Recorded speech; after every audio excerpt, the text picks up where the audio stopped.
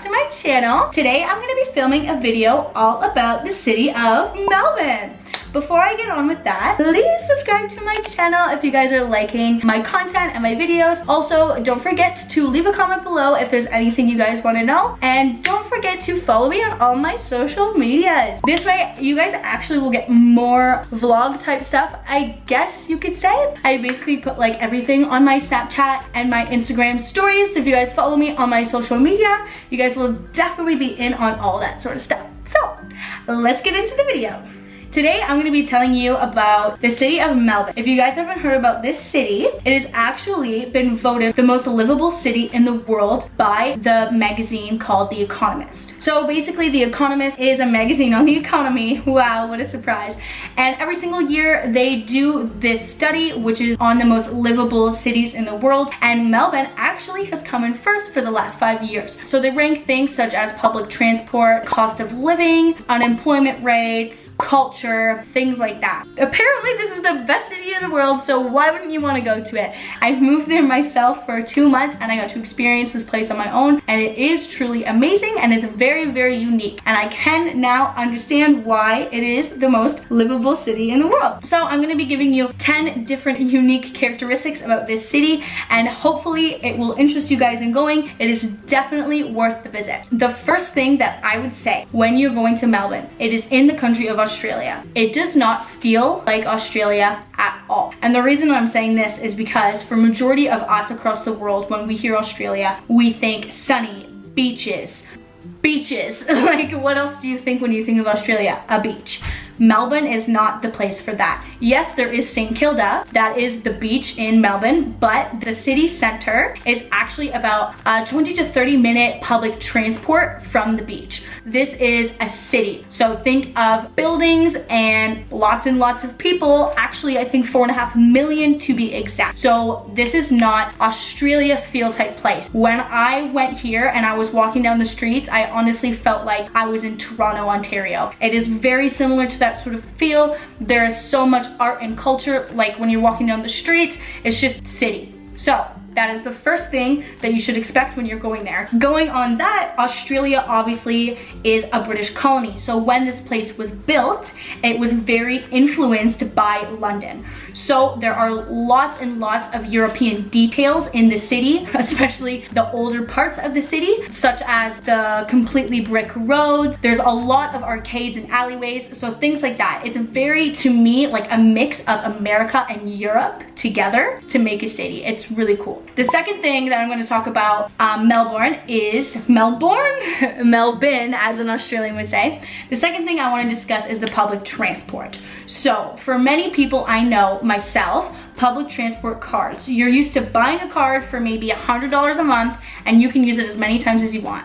That is not the case, unfortunately, for Australia. So when you move to Melbourne, you're in the state of Victoria, so you buy a Myki card. But it's a little card, and that's where you put your balance on it. And unfortunately, it takes off money every time you use it rather than having a membership. So every single time you use the public transport, no matter it be train, tram, bus, it's always a Myki card. And it's really easy. You just get on and you tap it, and then when you get off, tap it again. And the best thing ever about the city is they actually have free public transport. And unfortunately, no, it's obviously not everywhere, but in the CBD, they actually have free trams that go from one end to the other end of the city center. So if you're in the city for the day, it's perfect, it's free. Definitely a good reason why they got #1. All right, moving on from that. The third thing that you need to know about Melbourne is the weather is effing ridiculous. And I'm not even kidding when I say this. It literally rains 10 times a day. When I went on a tour, and the guy giving the tour was telling us about the weather and how it rains like 10 to 20 times a day. And I was literally like, okay, stop over exaggerating, you know? But literally, I'm not even kidding you. When I moved there, I found out he is not even joking. People who work for weather companies, I couldn't even tell you. This is what the guy was telling us on the tour. He says they literally travel to Melbourne to study the weather here because it's so crazy and it's so drastic and it changes so fast. It has to do with the currents and the fact that they're so close to the Arctic Ocean and the waves and the wind, all this stuff that I could not explain to you. I don't know anything about the weather, but because of these things, it literally will rain for 10 minutes and be disgusting outside, and then 10 minutes later, it will be the nicest, sunniest day. And then 20 minutes later, it'll start torrential downpouring. So, when you live in Melbourne and you always leave the house, you always need to bring an umbrella. Like literally, if you ask anyone, should I bring my umbrella? The answer is always yes. You never know with this place. Always pack an extra jumper, an extra pair of boots, and freaking umbrella, because you never know. You leave the house, it's winter, you come home, it's spring, you go out again, and it's fall. So literally the weather is crazy. So just be prepared, in my opinion, to have a bag where you can put an umbrella and maybe a really light waterproof spring jacket. Fourth thing that's really great about Melbourne and adds to this amazing city would definitely have to be the amount of art and culture. So going along with that, there are so many people from around the world that live in the city, and that adds so much to the culture. They have a Chinatown, an India town, an Italian town. They have different streets across the entire city that has to do with specific cultures, and they also bring their own culture to the city to make it a unique, multicultural place. It's really cool, actually. There's so much going on, and you can really tell by the people walking in the streets that they're very passionate people. Everybody really expresses that through like their outfits. When I went there, I felt very like literally so unfashion forward when I went. Like so many people just, they're really passionate with who they are, and such artsy people live there, and they're so outspoken. Like you can really tell when people walk down the streets that they know who they are and they're passionate about it. It's actually really cool. I've never lived in a place like that. So you meet so many people that just have so many different outlooks on life and so many different perspectives. It's really cool within like that aspect of there's so many different people to meet and to hang out with and to learn from. And another thing is there's so much art. So the buildings and the museums themselves are amazing. All the buildings are so unique. As I said, it's very inspired by Europe. So you walk down the street and there's so many different old, amazing like cathedral looking buildings. And then on the other side, there's so many brand new buildings that are just so like Aztec and modern and different things poking out different sides. Like everything is just really cool. The architecture is like amazing. It's cool. You have to walk around and really look at the buildings to notice it. All right, so the culture and the people were 4 and 5. We're gonna move on to number 6, which has to do with the arcades. So Melbourne is notorious for having arcades. And if you don't know what an arcade was, because I didn't before I moved here, an arcade is pretty much like a secret alleyway. That kind of sounds like a cool way of saying it. So because it's a city and all the buildings are obviously always next to each other, there becomes these really, really tiny like alleyways to get between them. So basically there's all cute little shops in between these little alleyways, and they're all in between the buildings, so they're not actually streets. So to find them, you literally just have to go exploring. But there's so many. There's like the Block Arcade, there's the Golden Arcade. I think the Block Arcade was my favorite. There's the Center Arcade, and when you walk through them, it's such a cool feeling. Like I swear I felt like I was in Harry Potter. I know that's kind of weird. Like Harry Potter is in London. It kind of feels like Europe because it's really old and everything's brick-like and everybody's really tight and there's so many people. Like it's literally like Diagon Alley. So it's really cute when you walk down. It's just like everybody's so tight together. There's so many cute little shops and cafes and things that you can just check out, and then it's just cool like finding new places. In an area there sometimes will be a monument.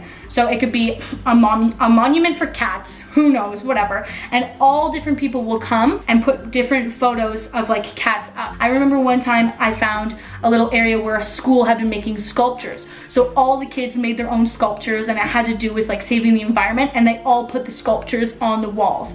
And like other places will have little candles. Like it's so cool. Everybody is so unique and passionate about something, and because there's so many people there, you can always find somebody else who has that same passion. So all these people get together and they do really cool things like that. So going along with that, moving to number 7, street art.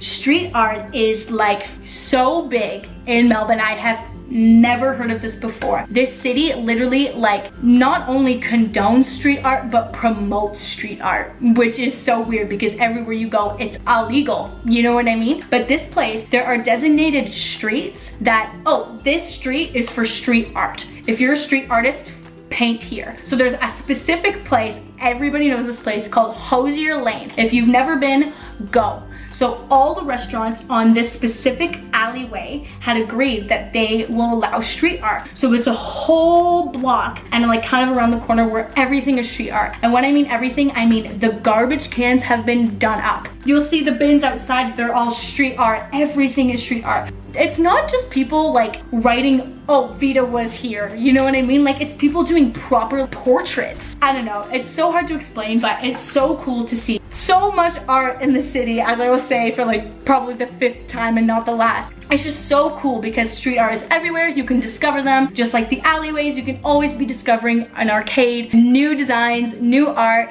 new monuments. There's always something going on that has to do with art and people being passionate. So it's really cool. You have to be there to feel it. You know what I mean? All right, so going along with how I'm talking about alleyways, arcades, street art, and how everybody's so passionate in that, number 8 has to do with how everything in Melbourne is a hidden treasure. So when I mean that, I mean basically the people that live in the city are really kind of selfish. This was kind of why I really wanted to move here, because on the tour he was like, the people of Melbourne love this city. This is our city. He's like, we are very selfish of our city and we want to keep it for ourselves. So how do we do that? Hidden bars, hidden cafes, hidden clothing stores, hidden this, that. They try and hide their best places to keep them for themselves. And going along with that, that's so unique not only, but it's so cool to have to go out and find and discover new places. You know what I mean? So that is what makes people so intrigued by this place, is if you don't find the alleyway, you don't find the street art, you don't find the cafe, you don't find that hidden bar. It's a whole experience in itself finding these places, and the hidden places are the best places. They have so many cool hidden rooftop bars, and they even have bars that you go into like a Chinese restaurant and you have to like go through the back and knock on a door for them to let you in. Like you wouldn't even know that it was a place. This is the city to have a cool experience along those sort of lines. So to me, that's probably like the best and coolest thing about Melbourne, is everything is so hidden and it's really cool to find these hidden gems. So moving on to number 9, everybody in Melbourne loves coffee. And I know that's a very, very generic thing to say because who doesn't like coffee? Me. But they are literally obsessed with coffee. And when I mean that, I mean they boycott Starbucks.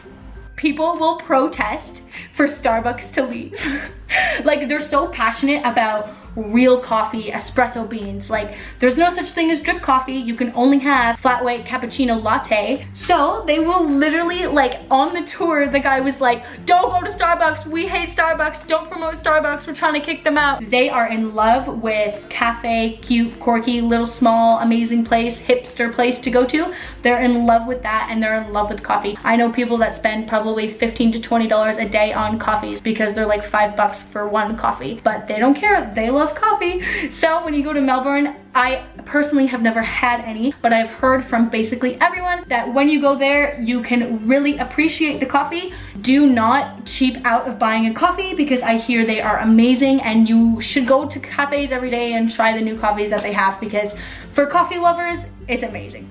And the last thing that I'm gonna talk about that's amazing about this amazing city is that every single suburb has a city of its own.